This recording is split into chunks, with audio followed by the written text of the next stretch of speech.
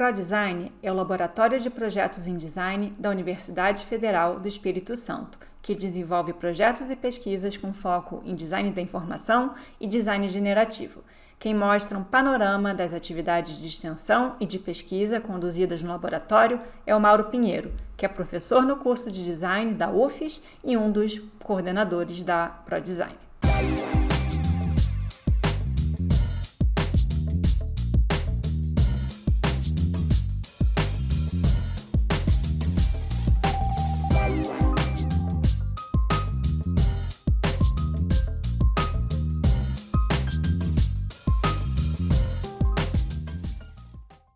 Eu sou Júlia Gianella, pesquisadora, professora e consultora na área de visualização de dados, design da informação e design de interação.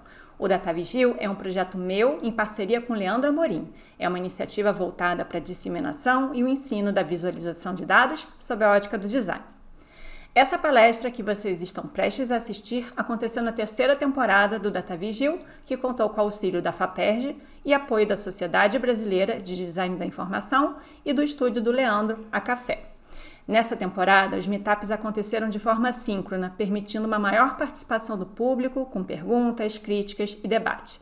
Mas a gente não deixou de pensar no alcance e na memória das edições. As palestras foram gravadas e estão sendo disponibilizadas aqui, no YouTube. Então, aproveitem para assistir, para curtir o vídeo e compartilhar com quem possa interessar. E, claro, não deixem de seguir o DataVigil aqui no YouTube e nas redes sociais.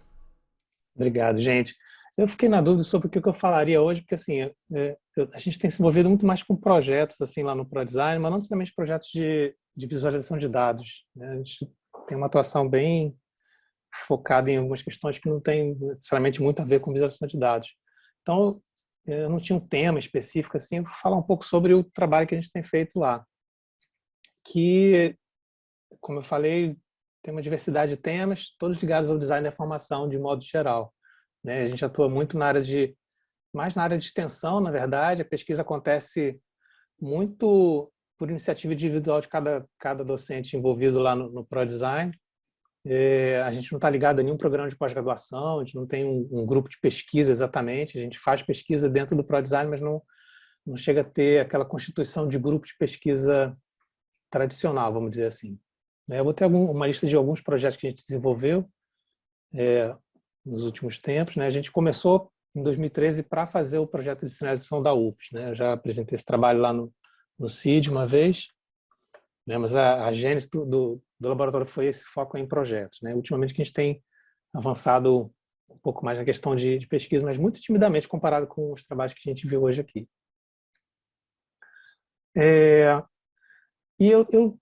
A parte que mais me interessa assim, é a parte de ensino. Eu já falei no DataVis uma vez aqui, no DataVigil, sobre algumas experiências de ensino de design da informação, né? E eu trouxe um pouco ainda esse assunto que faz parte do escopo assim, das coisas que a gente tem feito, né? Agora eu estou com uma disciplina de design da informação no currículo novo, que é uma disciplina do terceiro período, então o pessoal está ainda bem cru, assim, é a primeira disciplina de projeto, né? E tem trabalhado muito com essa ênfase de passar os princípios, assim, especialmente a questão de análise da informação e codificação da informação, essa tradução em variáveis visuais, né?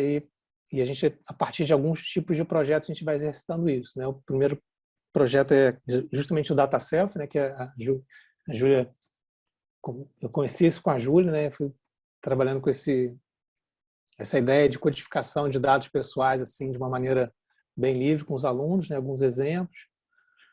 Isso aqui é muito engraçado sobre qualidade do sono, né? Então, o primeiro trabalho de design assim, que o pessoal faz no curso, né? Tem umas disciplinas mais de design computacional, de história do design, de antropologia, essas coisas que vão dando uma base mais geral, assim, né? Mas de design essa é a primeira experiência, né? Então, codificação de dados sobre memórias afetivas no espaço da cidade, né? Então, vão trabalhar com os tipos de marcadores que vão ser usados, aquelas variáveis visuais lá do Bertin. Esse é um trabalho desse semestre. Aí também a questão do design do mapa também. E aí a gente chega no final dessa disciplina, a gente tem que produzir um infográfico sobre alguma alguma narrativa de cinema, alguma série, alguma coisa, e aí tem uma das questões que tem que ter no infográfico é um gráfico mais relacionado a dados quantitativos, assim, né? E aí surge esse tipo de resultado, assim, esse aqui sobre o Beck, que fez essa coisa meio das fichas dos dragões, a abordagem que cada um vai dar, a gente tem um trabalho de fazer levantamento de dados sobre o filme, entender o roteiro, as relações dos personagens, e a partir disso eles escolhem qual vai ser o enfoque do infográfico. É bem, bem livre, assim, né? Eu vou só meio que dando uns toques sobre o processo, tentando chegar num resultado bacana, assim, né? Então, são bem distintos uns dos outros, assim, mas sempre tem essa necessidade de representar dados quantitativos também. A gente não tem um momento de ficar trabalhando em cima só de gráficos, assim, né? É mais a questão do infográfico que isso aparece, né, a reboque desse projeto. E aí, além dessa coisa do ensino, eu comecei a trabalhar na coordenação de curso e comecei a desenvolver uns gráficos para me ajudar na coordenação. Quando a gente estava fazendo o processo de reformulação do curso, estava tentando fazer um diagnóstico assim do curso, né? Não sei se eu vou conseguir mostrar isso. Aqui, acho que aqui eu consigo. É uma coisa mais interativa, assim, que a gente conseguia ver cada linha aqui é um aluno do curso, a gente tentando entender o tempo de permanência dos alunos no curso, como é que isso estava acontecendo, quanto tempo o pessoal estava demorando para se formar, a gente tinha uma retenção muito grande, estava querendo ver se algumas coisas que foram introduzidas pela universidade ao longo do tempo estava reduzindo esse tempo de permanência e começou, de fato, mais ou menos por aqui, a gente começa a perceber uma redução. Então, eram coisas que eu estava fazendo para mim, assim, né, para eu mesmo conseguir entender se estava acontecendo mudanças a partir do ciclo de acompanhamento de desempenho acadêmico que foi instituído pela universidade, a gente começou a trabalhar isso, né? Então, uma coisa que eu fui fazendo para me ajudar, assim, né? Não é exatamente um projeto assim de pesquisa, né? Isso aqui também é a mesma questão, né? O curso foi pensado para terminar em 9 semestres e a gente viu que era uma quimera esse tempo, é completamente irreal, assim, né? Os alunos estavam todos fechando o curso em 12 semestres no mínimo, 12, 13, né? Então, esse tipo de diagnóstico que a gente tinha uma percepção assim, mas não tinha isso, ninguém tinha parado para fazer um gráfico sobre isso, né? Eu comecei a fazer essas coisas para poder ajudar a gente a fazer esse diagnóstico do curso. Aqui já é um outro trabalho que às vezes aparecem umas pessoas lá no laboratório pedindo ajuda da gente para fazer algum projeto. Esse rapaz é um rapaz que estava fazendo a pós-graduação em... Eu não tenho esse projeto aqui, mas enfim. Em gestão pública, ele estava querendo ver dados sobre a evasão de alunos assistidos no curso de graduação da UFRGS, né? E ele queria fazer um mapa, fazer um mapa com os números pelos centros. Mas que sentido tem um mapa para isso? Qual a relevância de saber se o cara está lá nos fundos da universidade? Tem que saber qual o curso que ele está fazendo. Então a gente foi construindo um trabalho junto com ele para apresentar essas informações, né? E fazendo essa abordagem bem isotype, assim. Que é uma coisa que também não tinha e foi super bacana de ver isso, né? O que eu tirei daqui, gente? Estou me enrolando com a operação aqui, desculpa. É um trabalho que eu fiz durante a pandemia, né? Foi uma coisa muito pessoal, assim, que eu estava querendo entender a pandemia, estava vendo exatamente essa questão de explosão de gráficos, eu estava muito interessado em saber gráficos, dados específicos do Espírito Santo, né? Porque geralmente a gente tinha esses mapas, essa coisa mostrando o nível nacional, e eu estava interessado em saber o que estava acontecendo no meu bairro, né? A gente tinha os dados do governo estadual, que publicava todo dia uma atualização, e a gente conseguia ter uma capilaridade muito mais precisa, assim. Então, comecei a trabalhar no nível da cidade, no nível do bairro, para poder comparar o que estava acontecendo. Por exemplo, aqui em Jardim Camburi foi o bairro que teve maior incidência de casos de Covid no estado inteiro, né? Um bairro lá de Vitória. E a gente tinha essas comparações entre o centro da cidade, por exemplo, que tinha na mesma escala aqui, né? De 60 ali ao topo, a gente tinha uma situação muito diversa, né? Então, isso foi feito dentro de um site que eu produzi, né?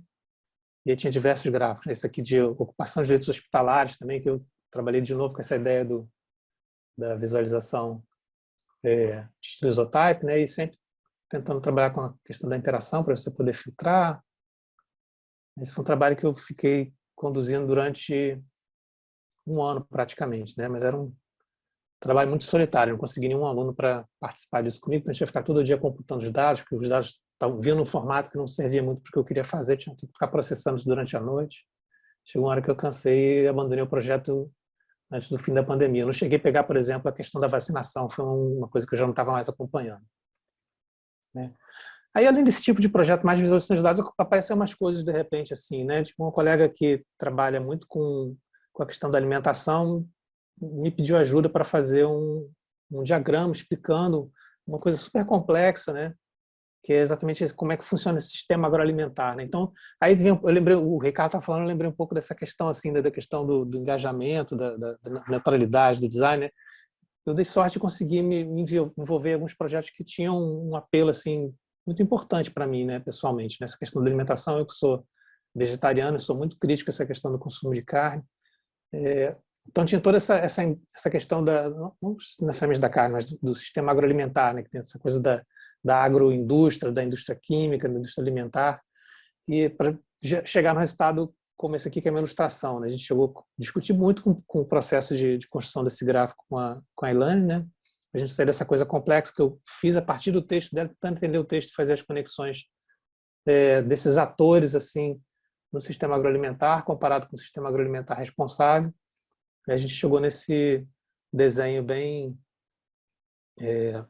não sei se chega a ser um infográfico isso aqui, né? A gente chamou de infográfico, mas na verdade quase uma ilustração, né? Tentando mostrar todo o processo, desde do plantio, da indústria química, envolvendo na migração dos animais, a pesquisa bancada pela própria indústria alimentar, né? Super cheia de viés. Enfim, todo esse ciclo que está descrito no texto, né? Meio que foi uma ilustração feita a partir dessa linguagem bem do Isotype, assim também, eu sou um fã. E aí a pesquisa mais recente que eu fiz foi no ano passado, foi justamente sobre visualização de dados sobre a Covid. Eu estava muito interessado em ver como estava sendo feita essa comunicação para o público leigo, né? Justamente essa questão que o Ricardo estava falando, né? Isso aí, cara, infográfico não verbal. Como é que estava sendo feita essa comunicação nos jornais, nas revistas de acesso popular, assim, né? E a gente estava interessado em ver quais eram as visualizações que se destacavam, assim, né? Então a gente fez um trabalho de fazer essa coleta, né, a partir da opinião da comunidade de pessoas envolvidas com visualizações de dados em infodesign. Então a gente buscou alguns recortes de como encontrar essas pessoas, né? Chegamos em 148 pessoas assim que foram identificadas no mundo inteiro, assim, a partir de pesquisadores e profissionais que estavam participando de premiações de design da informação, de infografia. No final a gente teve 104 pessoas foram convidadas a participar, a gente só teve 14 respostas, né? Muito baixo o número de respostas, mas disso a gente viu 35 matérias que foram indicadas, e dessas matérias, a matéria às vezes tinha mais de uma visualização, chegou a 98 visualizações para a gente analisar, né?